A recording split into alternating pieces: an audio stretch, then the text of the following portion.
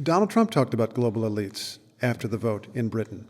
Is Trump right, then, that there are big parallels between what motivated the British vote and what people are feeling and thinking about in the election this year in the United States? Well, first of all, I think it's important to remember that Mr. Trump embodies global elites and has taken full advantage of it his entire life. And so he's hardly a spokesperson for, a legitimate spokesperson for a populist surge from working class people on either side of the Atlantic.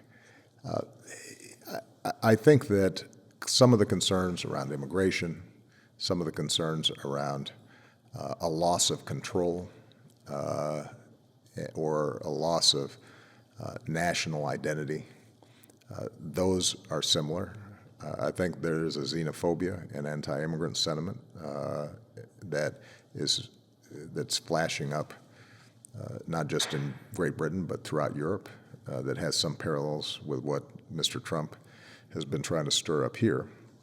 Having said all that, the U.S. economy has not only recovered, but we're about 10% larger than we were pre-crisis when I came into office. And Europe is just now beginning to get back to where it was pre-crisis. You've had a decade of stagnation there, partly because of austerity measures that we did not duplicate. The Republicans attempted to impose those kinds of strategies here, and I resisted them, and I would argue that that's part of the reason why we did a lot better. We reformed our banking system a lot faster. And so overall, I think that the differences are greater than the similarities.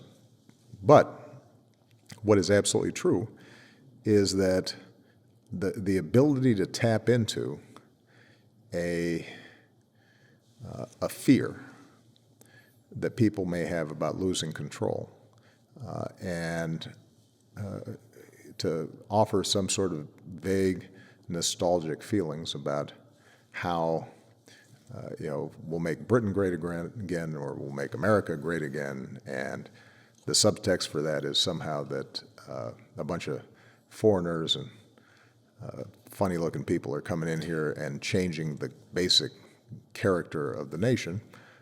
I think that some of that is out there, both in Europe and in the United States. And again, that's not unique to England. You've seen it in the Le Pen party in France. You see it in some of the far-right parties in other parts of Europe as well.